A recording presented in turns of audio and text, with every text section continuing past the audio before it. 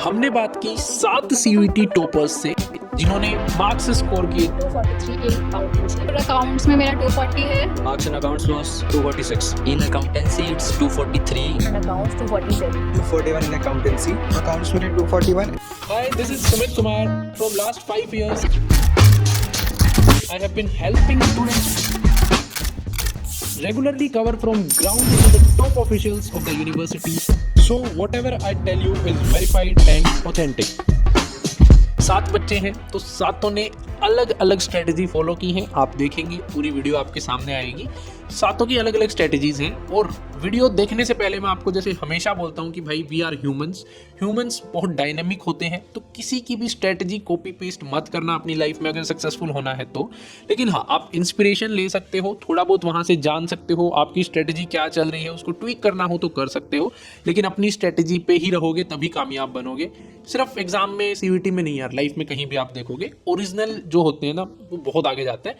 Copy paste करोगे तो नहीं जा पाओगे. ठीक है. एंड रही बात, मैं आपको बता दूं कि इससे पहले भी हम लोग जो है वीडियो बना चुके हैं. इंग्लिश की वीडियो हमने लॉन्च की थी, बहुत ज़्यादा बच्चों ने उस वीडियो को देखा, लगभग 12,000 बच्चे देख चुके हैं. एंड ऐसे ही करके बाकी सब्जेक्ट्स की भी डिफरेंट टॉपर्स से हम लोगों ने इंटरव्यूज़ ऑलरेडी ले लिए हैं हमारी टीम ने. उनको हम इस कमेंट्री वे में आपके लिए लाइव करेंगे. पूरी सीरीज़ आने वाली है, तो आप चाहते हो कि उस पूरी सीरीज़ को आप देख पाओ, हर एक सब्जेक्ट की. सीयूईटी में जितने भी सब्जेक्ट्स होते हैं तो आप चैनल को सब्सक्राइब कर लो. साथ ही साथ अगर ये वीडियो आपके लिए हेल्पफुल है तो यार प्लीज़ वीडियो को लाइक ज़रूर करना, क्योंकि आप देखेंगे दिन में रात में डिफरेंट जगह पे डिफरेंट हमारी टीम के मेंबर्स हैं जो इस वीडियो को शूट कर रहे हैं. एंड फिर हमारी एडिटिंग टीम है, थंबनेल टीम है, मैं हूँ. बहुत मेहनत लगती है एक वीडियो को बनाने में. तो अगर आप लाइक करेंगे तो यार बहुत आपका धन्यवाद और बहुत कॉन्फिडेंस बूस्ट होगा हमारा. और ऐसा ही कुछ ओरिजिनल और हेल्पफुल कंटेंट हम आपके लिए लेके आते रहेंगे, ऑथेंटिक. एंड फिर मतलब मज़ा आएगा हमारा जब कॉन्फिडेंस बूस्ट होगा, तो और लगेगा कि चलो यार बच्चों को कुछ अच्छी चीज़ें ना समझ में आ रही है कि कहाँ पे कुछ यूनिक मिल रहा है, तो हम वो करते रहेंगे. ठीक है. सो चलिए अब चलते हैं फर्स्ट क्वेश्चन की तरफ कि भाई क्या आपके सीनियर्स ने किस चीज़ पे फोकस किया, थ्योरी पे, न्यूमेरिकल्स पे, एनसीईआरटी पे एंड कंसेप्ट पे. ये सारी चीज़ें उनसे जानते हैं. थ्योरी पे ध्यान दो, क्योंकि अकाउंट्स में न्यूमेरिकल तब भी हो जाएंगे. थ्योरी बहुत कॉम्प्लेक्स होती है और घुमा के पूछते हैं वो लोग, तो उस पे ध्यान देना. अकाउंट्स में देखो, अकाउंट्स इज मोर अबाउट तुम्हारी कॉन्सेप्ट क्लैरिटी कितनी है. अकाउंट्स और तुम्हारे one of the favourite subject, मैंने स्टार्टिंग से अकाउंट में ज़्यादा फोकस किया था. तो one thing I would say is that question practice करो, but it's not only about question practice. तुम्हारे कॉन्सेप्ट कैसे है, बिकॉज मैंने सबको बोला है जब तक तुम्हारी कॉन्सेप्ट क्लैरिटी नहीं है, इवन तुम एक बच्चा 100 क्वेश्चन कर रहे हैं तुम 50 भी करो, like I am going 50% down, तो तुम्हारे कॉन्सेप्ट ज़्यादा क्लैरिटी है, तुम्हारे नंबर ज़्यादा आएंगे इवेंचुअली. अगर पहले 1-2 पेपर में नहीं आए, बट फाइनल्स में सीयूईटी में कॉन्सेप्ट इज मेन. क्वेश्चन आई कम प्रैक्टिस करो, give more time to concept कि ये ऐसे क्यों हो रहा है, अगर वो डेबिट जा रहा है तो क्यों जा रहा है, क्रेडिट जा रहा है तो क्यों जा रहा है, ये मेन है. देखो अकाउंट्स तो यार बहुत मतलब आसमान से अलग थी. मतलब बोर्ड्स में आप करोगे सारे प्रैक्टिकल करोगे, कैश फ्लो बनाया अपने पूरा हाथ से, टेबल बना के ऐसे प्रिपरेशन होती है आपकी. ये वाली पूरी ना एमसीक्यूज थ्योरी जो हमें सिखाया भी नहीं, सब अलग था उससे. तो अकाउंट्स में यार एनसीईआरटी से तो आए थे, जो तुम लाइनें तुम स्किप कर दोगे ना उसी से आए थे क्वेश्चंस. उन्होंने पूछ लिया, मतलब शेयर्स के क्वेश्चंस आ गए, ऐसे सारे थ्योरी जो आपने पूरे साल नहीं पढ़ी ना अकाउंट्स, वो वाली अकाउंट्स आएगी आपकी. तो फिर आपको ना एंड में अगर आप प्रिपेयर कर रहे हो ना तो बुक्स सारी पढ़ लो, क्योंकि आपकी प्रैक्टिकल्स तो क्लियर होंगे आई एम श्योर. तो उस हिसाब से आपको थ्योरी पढ़नी पड़ेगी. मेरी 12th में कैलकुलेशंस अच्छी नहीं थी, फंडामेंटल स्ट्रॉन्ग थे, बट कैलकुलेशन के उसकी वजह से ऐसा लगता था भाई एमसीक्यू है, 1 मिनट में एक एमसीक्यू तो करना ही है. और अकाउंट्स का पेपर तो बहुत हड़बड़ी रहती थी. बच्चे नर्वस हो जाते कि मतलब पेपर है, एक ही बार चांस मिलेगा, अगर अभी नहीं हो तो ड्रॉप आउट हो जाएंगे. वो वाली चीज़ रहती है दिमाग में. प्रेशर जो होता है ना उस टाइम पे, वो हैंडल करना पड़ेगा बस. मैंने शुरू से नोट्स बनाए थे, अपने personal notes, and I prefer कि आप अपने नोट्स बनाओ खुद के, उससे ज़्यादा किसी और का समझ नहीं आता. आई थिंक अगर आपने खुद बना रखे हैं तो ज़्यादा समझ में आएगा, आप समझ पाओगे कि मैंने क्या लिखा है, पॉइंट टू पॉइंट है, और वो बस आप समझ सकते हो. आई थिंक खुद के नोट्स इज मस्ट. खुद का बनाओ, टॉपर्स को छोड़ो, गोली मारो, खुद का बनाओ, खुद समझो. क्योंकि आपको ही समझने हैं वो, और किसी को नहीं. आपको तभी समझ आएंगे जब वो खुद के आपके होंगे. स्टार्टिंग से रिटन प्रैक्टिस. मतलब ऐसा नहीं है कि आपने वीडियो देख ली और ये नहीं है कि हो जाएगा, इंग्लिश हो जाएगी, पीएचडी हो जाएगा, पर अकाउंट्स नहीं होगा. अकाउंट में पेंसिल स्केल ले कुछ फॉर्मेट बनाने पड़ेंगे, जब जाके वो स्पीड बनेगी. अकाउंट में मेन है प्रैक्टिस. अकाउंट में प्रिपरेशन भी बहुत अच्छी थी. सीयूईटी में मैंने इतना ध्यान दिया ही नहीं अकाउंट्स पे, क्योंकि प्रिपरेशन बोर्ड की बहुत अच्छी थी. एक तो हमारे स्कूल टीचर बहुत अच्छे थे, उन्होंने डीके गोयल हमें करवाई, टीएस गरेवाल करवाई. हर इलस्ट्रेशन, हर प्रैक्टिकल क्वेश्चन हमने खुद से अपने हाथों से सोल्व किया 1 साल. 2 बार, डीके कोर्स 2 बार, टीएस करेवाल 1 बार। स्कूल वालों ने? हाँ, हमारे टीचर में। तो उससे बहुत फ़र्क पड़ा। फिर सीयूटी के टाइम तो मैंने बस एंड टाइम पे थोड़ा बहुत किया था। पीवाईक्यू मैं स्टार्टिंग से पीवाईक्यू कर दिए थे। ये लास्ट पेपर था अकाउंटेंसी का, तो उसमें रिवीजन की नीड नहीं थी, तो मैंने स्टार्ट सीधा ही पीवाईक्यू। 12th में भी अकाउंट्स अच्छा गया है तो आई बिलीव हो जाएगा, क्योंकि आपको बस क्या पढ़ना, थ्योरी पढ़ना, क्योंकि पूरा प्रैक्टिकल तो आप 12th में पढ़ ही लिए हो, बस आपको न्यूमेरिकल पढ़ लियो, बस आपको थ्योरी पढ़ना। और थ्योरी के लिए भी मोस्टली एनसीईआरटी ही आता है। एनसीईआरटी में भी मैंने एक्सपीरियंस किया, वो डिफरेंट ऑफ पर्टिकुलर सेक्शंस आता है ऐड के, कंपनी एड्स, पार्टनरशिप ऐड, तो उसके सेक्शंस आते हैं कि डिस सॉल्यूशन के क्या उसके पार्ट्स हैं, तो वो क्या कर लो, एक नोट्स बना लो एनसीईआरटी में, एआई पे डाल दो, एआई से बोलो कि ये पर्टिकुलर सेक्शन जितने भी अवेलेबल है पीडीएफ में वो मुझे दे दो, तो पूरा अवेलेबल करवा देता है एआई, और फिर उसे आप अच्छे से गो थ्रू। लाइक सीयूईटी में जब क्वेश्चंस आते हैं तो अकाउंट्स के बहुत सारे थ्योरी क्वेश्चंस भी आते हैं, तो मैं कहना चाहूँगा कि एनसीईआरटी को ज़रूर रीड कीजिए अकाउंट्स के लिए, क्योंकि उससे मार्क्स कटते हैं बहुत। सो अब बढ़ते हैं वीडियो के नेक्स्ट पार्ट की तरफ कि भाई बोर्ड्स और सीयूईटी को कैसे मैनेज किया आपके सीनियर्स ने एक साथ। बहुत ज़्यादा बच्चों की डाउट आती है, तो चलिए जानते हैं 7 अलग अलग टॉपर्स से। आई थिंक बोर्ड्स और सीयूटी को अलग अलग रखना चाहिए। आप जब बोर्ड्स दे रहे हो तो बोर्ड्स पे ही फोकस रखो, और अगर आपने बोर्ड्स अच्छे दे दी, सीयूटी आपको ज़्यादा हैवी लगेगा ही नहीं। उसमें बस एक इंग्लिश, और अगर आप जीएटी दे रहे हो वो ऐड ऑन हो जाएगा, वो आपको बर्डन फील करा सकता है अगर आपकी इंग्लिश अच्छी नहीं है तो। और अगर आप कॉमर्स बैकग्राउंड से हो और आप तो अकाउंट्स, बीएससी, इको शुरू से अच्छी रखो, आपको एंड में बर्डन नहीं आएगा, बस पीवाईक्यू सॉल्व करने होंगे। एक बार ये बताना कि बोर्ड्स और सीयूईटी को मैनेज कैसे किया था साथ में। ओके, सो मेरे अकॉर्डिंग तो इतना मुश्किल नहीं है, अगर कोई चाहे तो सीयूटी कर सकते if they have done their boards pretty well. Like मेरे बोर्ड्स में 94 नहीं थे मेरे, कितने थे, 96.7 परसेंटेज थी मेरी। तो हाँ, उससे कॉन्सेप्ट आपके क्लियर हो जाएंगे, बट एंड में जो आपको 1 मंथ ग्राइंड करना पड़ेगा ना, वो अलग है। लाइक किसी के 90 नहीं भी आए ना, वो कर सकते हैं सीयूटी क्लियर, एसआरसीसी आ सकता है। Okay, so if we talk about CUT, so first I prepared for boards up until the last December. My main focus was to complete the syllabus as early as possible so that I can get to know my areas where I'm weak and the areas where I'm strong. And then I focused only on the areas where I needed more practice. I focused on those areas, and for CUT I started practicing after December, or you can say after January, when there were like 3 or 4 months left. That time I used to cover those things which I still lack at, because some topics were still left, but I kept on revising those topics which I already knew, and that was my whole strategy for the CUT. For preparing boards मैं तो ये believe किया कि मैंने starting से ही सारे chapters, boards में मेरे 95% थे, हाँ ओवरऑल थे, मींस मेरे अकाउंट्स में 100 थे आउट ऑफ 100, एंड सब में अच्छा था। मेरा सीएस में, कंप्यूटर साइंस में बस अच्छा नहीं किया था, वो बस यही था, और तो सारे सब में 98+ आए थे।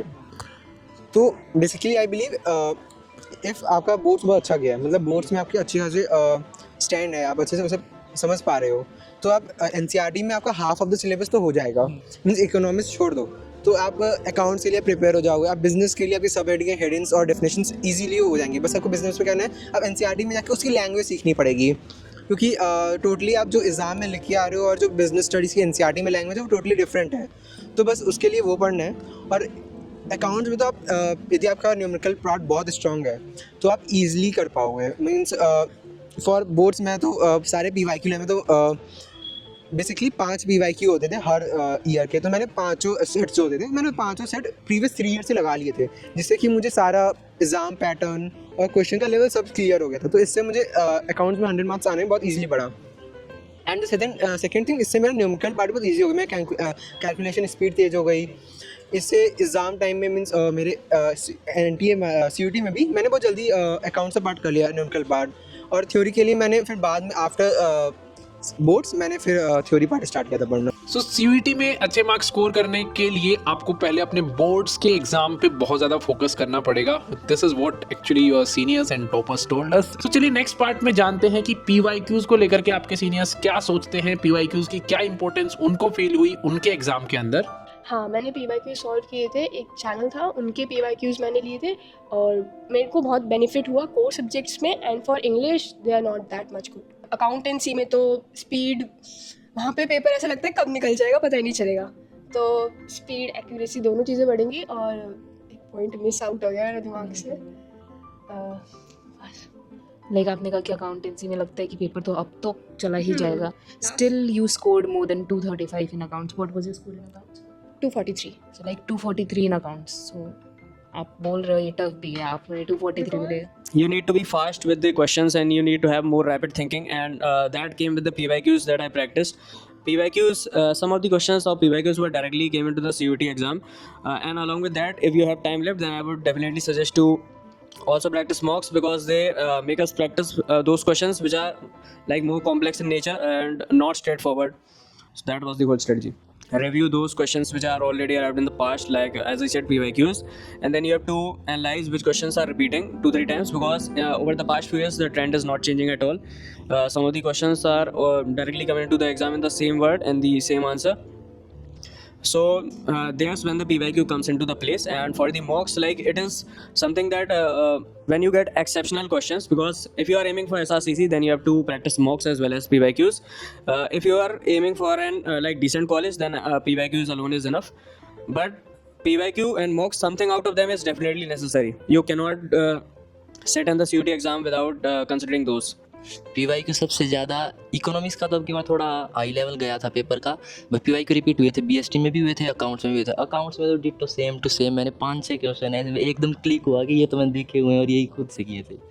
हाँ, पेपर में आए थे, बिकॉज PYQs एग्जैक्टली पता है हेल्प क्या होती है. तुम ये मत एक्सपेक्ट करना कि तुम्हारा एग्जैक्ट क्वेश्चन उठ के आएगा, बट ऑब्वियसली टॉपिक्स लिमिटेड है और इतने क्वेश्चन हो चुके हैं तो वो उसी अराउंड घूमेंगे, वो वर्ड चेंज हो जाएगा. बट तुम PYQs करोगे तुम्हें ऑलमोस्ट 80% क्वेश्चन का आइडिया लग जाएगा कैसे आ रहे हैं. 2 रिपीट हुए थे, BST में रिपीट हुए थे, अकाउंट्स में रिपीट हुए थे, थोड़े बहुत लाइक न्यूमेरिकल्स चेंज हो गए, बट क्वेश्चन फॉर्मेट सेम था. तो इको में जो 12th का था वो रिपीट हुआ था. सो यार, अब PYQs के ऊपर जो आपके सीनियर्स ने बोला, आप डायरेक्ट समझ ही गए होंगे कि PYQs बहुत ज़्यादा इंपॉर्टेंट हैं, क्वेश्चंस रिपीट भी हो जाते हैं, पैटर्न भी समझ आ जाता है.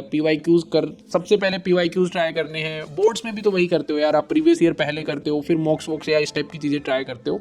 तो सेम वे है कि PYQs आपको ट्राई करने हैं, पैटर्न समझ आ जाता है, कुछ क्वेश्चन सिमिलर आ जाते हैं, और इतने सारे पतली सी NCERT बुक से इतने सारे PYQs ऑलरेडी NTA बना चुका है, तो सिमिलर क्वेश्चन भी आने के बहुत ज़्यादा चांसेस हो जाते हैं. चलो अब जानते हैं कि भाई क्या छोटी मोटी मिस्टेक्स जो है आपके सीनियर्स ने की. ऑल्दो वो टॉपर्स है तो बहुत कम ही मिस्टेक्स उन्होंने की होंगी, और वो क्या सजेशन आपको देते हैं कि आपको वो चीज़ें अवॉइड करनी चाहिए. जैसे आपके 240 बन रहा है, नॉर्मलाइजेशन में 244 नॉर्मली, तो उसमें जो 6 नंबर कट गए, मेरे ख्याल से 2 सवाल गलत होंगे, कुछ ऐसा कुछ मेरा होगा. एक सवाल गलत था, बट नॉर्मलाइजेशन में 240 हो गया. एक ही सवाल गलत एक ही, तो वो एक गलत हुआ, क्या करते कि वो गलत ना होता. मेरे को याद तो नहीं कौन सा क्वेश्चन मेरा गलत. तो ना थ्योरी वाला ही क्वेश्चन हुआ था एक, कुछ मतलब NCERT का था, मैंने बाद में चेक करा, मैं विश करती मैंने देख लिया होता, फुल परसेंटेज आ जाती. बट हाँ, वो NCERT का ही था. हाँ, मिस हो गया, मतलब पढ़ना चाहिए था, नहीं पढ़ पाई. कोई बात नहीं, चल जाता है. इतना तो ट्राई तो करो अपना बेस्ट, इतना तो कर सकते हैं. Okay, so if we talk about subjects like economics and accounts, then time management is really a factor which you have to consider. Because if you if there's a question which you are not getting into, then you should not spend whole your time figuring out that question. You have to leave that question and jump to other questions. Because if you consider so much time that question, then in the last there will be so much of pressure created, and you will be losing those questions which are very easy for you. So you have to not make that mistake. Time management is a factor which is must, and definitely, as I said, it will come from only practicing PYQs and mocks. It will make you habitual of allocating time for different types of questions. Mistake तो बस थोड़ा late चल रहा था मैं, वैसे बाकी देखते हुए मैं फोमो टाइप हो रहा था. यूट्यूब पे वो देख रहे हैं कि वो नहीं होते स्टूडेंट ब्लॉगर्स, हो गया इतना कर लिया हमने, इतनी रिवीजन कर ली, वो थोड़ा फोमो सा हो रहा था. पर एट द एंड ठीक ही हुआ. NCERT में जो बॉक्स नहीं होते, उस एक लाइन थी बॉक्स में, उस पे क्वेश्चन बना रखा था. NCERT अकाउंट कितनी डेप्थ में पढ़ी नहीं थी, इसीलिए वो क्वेश्चन छूट गया. NCERT का वो बॉक्स मतलब टेक्स्ट होता है, उसके बीच में बॉक्स नहीं आते, वो टेस्ट योर नॉलेज टाइप, उसमें एक क्वेश्चन था, वो क्वेश्चन एज इट इज़ उठा के दे रखा था. इतनी डेप्थ में अकाउंट्स की तो NCERT नहीं पढ़ी थी. स्टार्टिंग में तो जब से मैंने CUT स्टार्ट करी थी, उसके बाद तो अभी, क्योंकि वैसे लोग बोलते हैं मॉक लगाओ, बट मैंने मॉक स्टार्टिंग में नहीं लगाए थे, बिकॉज इवेंचुअली तुम्हारा नंबर स्टार्टिंग में कम आ जाएगा, तुम्हारा बहुत डिमोटिवेशन हो जाएगी. तो मैंने चैप्टर वाइज पहले सॉल्व करे, जितने चैप्टर वाइज सॉल्व होते गए, एंड ऑब्वियसली जब तुमने सारे चैप्टर क्लियर कवर कर लिए, तुम्हारे ऑलमोस्ट 80% कवर है, 80 से 90 से ज़्यादा कवर है, मतलब कर लिए तुमने. बाकी मैंने फिर उसके बाद अलग सैम्पल पेपर और मॉक टेस्ट लगाए, एंड बाद में फिर 5-6 जो PYQ पूरे उठा के लगाए. तो तुम्हें फिर पूरा टाइम मैनेजमेंट हो गया, बिकॉज वो CUET मतलब फॉर्मेट ही था, तो मैं चैप्टर वाइज करे, क्योंकि तुम स्टार्टिंग में अगर तुम्हें लगता है कि मैं स्टार्टिंग से मॉक करूँ, पर तुम्हारे पहले में मॉक में कम आ गया ना, तो डेफिनेटली तुम बहुत डिमोटिवेट हो जाओगे। लाइक CUET में तो क्वेश्चन मतलब मार्किंग सिस्टम रहती है +1 -1, तो मैं कहना चाहूँगा कि जो क्वेश्चन में कॉन्फिडेंट हो बस वही अटेंड करो। मैंने सारे अटेम्प्ट कर लिए थे, इसलिए मेरे से थोड़े कम मार्क्स आ गए। बोर्ड्स अभी पहले बोर्ड्स करो, आराम से एक्सेल करो, उसके अंदर बढ़िया जाएंगे। उसके बाद जब टाइम तुम्हें मिलेगा, CUET का फॉर्म भरोगे, बहुत लंबा प्रोसेस है, आराम से टाइम मिलेगा। तो जब CUET का प्रोसेस चल रहा होगा आपके पास 1 महीना होगा आराम से, उसमें प्रिपेयर करो। आपके फंडामेंटल्स पहले से स्ट्रॉन्ग हुई तो ज़्यादा टाइम लगेगा, बस प्रैक्टिस करनी होगी MCQs की। Means for reference book I totally go through with the NCERT, because मुझे पता था, मैंने जितना PYQ देखा है मुझे पता चल गया था यहाँ NCERT ही बेस्ड है। But apart from it I was go through with the various of multiple notes, means जो मैंने प्रीवियस ईयर्स नोट्स देखे, multiple of YouTubers and multiple of teachers, उन्होंने नोट्स प्रोवाइड किए थे, तो मैंने नोट्स से गो थ्रू किया और मैंने अपने भी नोट्स बनाए। If we talk about reference book, actually I didn't use any reference books, but I used, as I said, PYQs and mocks. I didn't refer any reference book as the major portion of the CUET is only covered through NCERT. In the starting phase, I didn't use any coaching. Like I only studied those topics which are told in the school, and then I used to revise that once I came back from home. I think that was enough. Accounts में last board exam था accountancy का, तो accounts का board देते ही 5-10 दिन का break और फिर डायरेक्ट और सब्जेक्ट में तो रिवीजन करने की नीड थी, पर अकाउंट्स में थी नहीं, तो मैंने डायरेक्ट PYQ सॉल्व करने स्टार्ट कर दिए और फिर 5-10 दिन के बाद अराउंड 22-23 के पास मैंने मॉक स्टार्ट कर दिए। तो PYQ जो आपने सॉल्व करे वो आए थे, पेपर में रिपीट हुए थे? कॉन्सेप्ट रखो एंड एक्चुअली में जितनी प्रैक्टिस कर सकते हो उतनी करो, बिकॉज अकाउंट्स इज लाइक मैंने डी को फॉलो करी थी, एंड अगर डी को लेकर तुम सारे इलस्ट्रेशन कर लेते हो, एडिशनल एंड प्रैक्टिस क्वेश्चन सारे जो है, तुम्हारे अकाउंट्स इज 90% डन। बट हाँ, एक टिप मैं जो देना चाहूँगी, मेरा भी एक क्वेश्चन गलत हुआ था, वॉज ड्यू टू थ्योरी। ठीक है, थ्योरी NCERT से कर लेना, क्योंकि थ्योरी तुम DKCOL या TS तुम जो भी रेफर कर रहे हो उस पर मत डिपेंडेंट रहना। And eventually there is sequence based question, अगर तुम PYQ सॉल्व करोगे इस ईयर के तो तुम्हें पता लगेगा तुम जो सीक्वेंस में क्वेश्चन माइंड में सॉल्व करते हो दैट इज वेरी मच अलग जो थ्योरी में लिखा होता है। तो मेरा वो सीक्वेंस ही गलत हुआ था, एंड देन ऑब्वियसली रिग्रेट होता है कि ये क्वेश्चन गलत हो गया। तो आई वुड से थ्योरी के लिए NCERT अच्छे से पढ़ लेना। देयर आर सम पार्ट्स जो कि NTA बहुत कॉम्प्लेक्स बना देते हैं, वो थ्योरी होती है, बट वो बहुत ऐसे पॉइंट्स से उठाते हैं जो कि आप समझ नहीं पाते हो। आप पढ़े होंगे पर वो आपको नॉर्मल लगा होगा, इसलिए बहुत इंपॉर्टेंट पॉइंट है, तो उसके लिए आप PYQ गो थ्रू करो। एंड न्यूमेरिकल तो बहुत इजी आते हैं, मतलब बेसिक न्यूमेरिकल आते हैं जितना मैंने देखा है। तो बेसिकली अच्छे से पढ़ो, मॉक लगाओ, क्योंकि मॉक से आपको एक मेजर ऑफ एक्सपीरियंस मिलता है, मतलब आप न्यूमेरिकल भी लगा लेते हो, आप थ्योरी भी कर लेते हो, एक ओवरऑल आपका एक्सपीरियंस गेन होता है और आपकी नॉलेज बढ़ती है उस चीज़ पर्टिकुलर क्वेश्चन पे। आप मान लो थ्योरी गलत करे तो आप बच रहे, हाँ मेरा प्रैक्टिकल न्यूमेरिकल पार्ट तो अच्छा है बट थ्योरी पे थोड़ा कम हो रहा है, तो आप उस पर वर्क कर पा रहे हो। तो फर्स्ट शिफ्ट थी तो एंजाइटी तो बहुत ज़्यादा होगी, तो उसको कैसे ओवरकम किया? एंजाइटी तो बहुत थी, मतलब 1 घंटे पहले पहुँच गया था एग्ज़ाम सेंटर, फिर बुक वगैरह पढ़ रहा था उधर जाके भी, फिर दे एग्ज़ाम और पेपर देखा तो फिर थोड़ा ईजी लगा पेपर, तो थोड़ी सी एंजाइटी कम हो गई। वैसे हम रिकमेंड करते हैं कि जिस दिन पेपर उस दिन कुछ मत पढ़ो, रिलैक्स हो, ठीक है। So in the last part of this video journey, let's hear from your seniors that what do they think about DU Buddy. Yes, in that case, yes, DU Buddy was the only thing which helped me to get to know where I'm lacking and how can I complete the form without having any issues further, because there are some students who are really good at studying what they do and who are really good at those subjects, but just because of a single problem they are not able to get admission into their favorite colleges or their dream colleges. So this is the mistake which you can't afford, and you cannot take risk in believing YouTubers which only work for views or other things. In this case, DU Buddy helped me a lot, and I was able to understand where I'm lacking the problems considered in the form. मैंने DU Buddy के PYQ solve किए थे, एक यही source अकेला था जो authentic source था जहाँ पे सारे PYQs मिल रहे थे, वरना अगर गूगल पे सर्च करोगे तो ऐसे ही एक तो आउट ऑफ सिलेबस थे, सिलेबस चेंज होने के कारण आउट ऑफ सिलेबस क्वेश्चन बहुत ज़्यादा मिल रहे थे वेबसाइट्स पर, तो एक यही सोर्स था जहाँ पे सारे रिसोर्सेज थे, PYQs, मॉक टेस्ट वगैरह। से मेन बात मेरे को ऐसे मतलब डाउन टू अर्थ टाइप का वो लगा, जैसे मतलब जो बड़ी बड़ी ऑर्गेनाइजेशन रहती है ना वो ज़्यादा वो हाई प्राइजेस वगैरह कर देती हैं, पर DU Buddy का ऐसा है मतलब ऑथेंटिक ह्यूमैनिटी, मतलब डाउन टू अर्थ दिल से। हमारा मेन ये है ना कि हम DU में ही एस्टैब्लिश्ड है, DU से ही बैंक्ड है और DU में ही ऑपरेट करते हैं, तो इसलिए हमारा थोड़ा स्टूडेंट्स ही ऑपरेट करते हैं, स्टूडेंट्स की हेल्प करते हैं। DU की सबसे अच्छी बात लगी, हमने हमारी इंटरेक्शन अनीत गांधी के कारण डी बडी नहीं करवाई और कहीं पे नहीं गया अनीत गांधी। हाँ, उनसे बहुत सारी क्वेरी सॉल्व हुई थी हमारी, और ये सबसे हेल्पफुल चीज़ लगी मुझे कि अनीत गांधी मैम के साथ डायरेक्ट कन्वर्जेशन की डी बडी ने।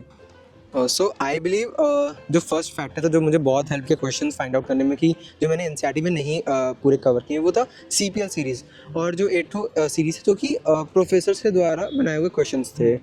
तो वो दोनों में क्या हुआ, मुझे पता चला कि हाँ ये क्वेश्चंस भी एनसीईआरटी में दिए हुए, ये फार्मूलाज भी हैं, ये कुछ ऐसे कॉन्सेप्ट्स हैं जो मैंने नहीं पढ़ा है, तो वो मुझे फाइंड आउट हुए और that's why I able to just point out कि हाँ ये मिस्टेक है, उसे पढ़ पाया मैं डीपली एंड एक्सप्लेनेशन भी वॉज वेरी गुड जो मुझे सीपीएल सीरीज़ में मिले।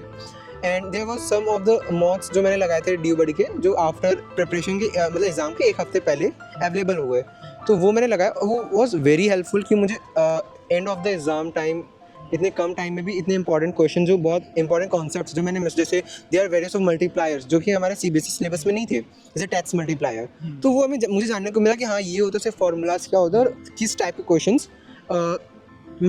एंटी मांग रहे। एंड आफ्टर आई डी बडी के after exam there are various of interviews जो कि उन्होंने लिए in the exam centre, so वो भी मुझे बहुत हेल्पफुल है किस टाइप के क्वेश्चन आ रहे हैं इकोनॉमिक्स के। मेरा मतलब मेरा इकोनॉमिक्स का जो टर्न था वो बहुत लास्ट में था, या हाँ तो मेरे लास्ट में था, तो उनके इंटरव्यू के कारण मुझे पता चला कि हाँ ये टैक्स मल्टीप्लाई से भी क्वेश्चन आ रहे हैं, न्यूमेरिकल क्वेश्चन बहुत ज़्यादा आ रहे हैं, तो इस वे में मुझे डी बडी में बहुत हेल्प किया था। आई एम वेरी ग्लैड कि बच्चे एसआरसीसी, हिंदू, हंसराज स्टीफेंस या दिल्ली यूनिवर्सिटी के डिफरेंट कॉलेजेस तक पहुंच रहे हैं। हमारा जो प्रयास है बच्चों की लाइफ पे इम्पैक्ट डालने का, उनके लिए हेल्पफुल चीज़ें लेकर के आने का, वो कहीं ना कहीं सही वे में डिलीवर हो रहा है। और जब बच्चों से हम ऐसे फीडबैक सुनते हैं तो यार कहीं ना कहीं जो हमारा मेहनत करने का मन होता है ना, वो और ज़्यादा बढ़ता है और बनी रहता है। देखेंगे आप रात को मैं 146 पे वीडियो शूट कर रहा हूँ, कहीं ना कहीं ये है कि yes this is what actually I love, कि मुझे करना है। अभी आप लोगों के एग्ज़ाम्स आ रहे हैं, कैसे आप लोग चीज़ों को हैंडल करेंगे, तो कहीं ना कहीं वो मेरा एक दायित्व है, मेरा फ़र्ज बनता है कि मतलब मैं जब ग्राउंड पे ऐसे ही आप लोगों को नॉर्थ कैंपस में मिल जाता हूँ तो बच्चे आके बोलते हैं कि भैया थैंक यू, आपकी वजह से ये समस्याएं हल हुई, ऐसा हुआ वैसा हुआ, तो वो मेरे लिए एक मोटिवेटिंग फैक्टर होता है। और कहीं ना कहीं मैं अपने आप से कुछ चीज़ें यही रखता हूँ कि मेरी टीम को भी और खुद से भी मैं यही बातें करता हूँ कि यार एट द एंड हम जो भी कर रहे हैं वो बच्चों के लिए कर रहे हैं और बच्चों से हम हैं, and users are our god, हमारा मेन मोटो भी यही है। और लास्ट टू लास्ट ईयर काफ़ी सारे बच्चे हमारे साथ जुड़े, काफ़ी सारे बच्चे हर साल हमारे साथ जुड़ते हैं। तो यार हम आपसे यही प्रॉमिस करते हैं कि हम जो भी चीज़ें करेंगे हमारे मन से बिल्कुल इंटेंशनली आपके लिए हेल्पफुल चीज़ें करेंगे। आप देखेंगे कि हमारी वीडियोस डायरेक्ट आपकी डाउट सॉल्विंग के लिए आती हैं। डी बडी पे जो प्रीवियस ईयर क्वेश्चन पेपर्स हैं जो और किसी भी प्लेटफॉर्म पे नहीं हैं, 2022 के भी, 23 के भी, 24 के भी, 25 के भी, उनमें भी हम लगातार लगे हुए हैं। कुछ एनटीए ने गलतियां कर रखी थी, हर साल एनटीए ना कुछ गलतियां आंसर कीज में छोड़ देता है, तो उनको भी हमने 30 लोगों की टीम बना करके पूरी सोल्व हम लोग करवा रहे हैं उसको भी, और लगभग सारी हो भी चुकी हैं। तो आप वहाँ पे जाके PYQs भी अटेम्प्ट कर सकते हैं, जो अपना ड्रीम कॉलेज का सपना है उसको सच बना सकते हैं। और किसी भी प्लेटफॉर्म पे ना जितने डी बडी पे आपको नहीं देखने को मिलेंगे उतने सारे PYQs, तो ये भी हमारा प्रयास जारी है लगातार। इन्फॉर्मेशनल वीडियोस भी आप तक यूट्यूब पे आ ही रही हैं, और जो भी हेल्प हम लोग कर सकते हैं आप लोग कमेंट्स में डालते रहिए। कुछ ऐप पे फीचर का बताना है आपको, वीडियोस का बताना है, कमेंट्स में डालो। डाउट्स आ रही हैं कमेंट्स में डालो, लाइव सेशन में लेता हूँ। तो हम पूरा लगे हुए हैं आपकी CUET की जर्नी को ईजी बनाने के लिए, दिन हो रात हो, we are always working for you. Thank you, bye bye. I hope this video was helpful for you. अगर आपको ये हेल्पफुल लगी तो प्लीज़ वीडियो को लाइक करना और साथ ही साथ चैनल को सब्सक्राइब कर लो, बाकी ऐसी और वीडियोज़ आने वाली हैं।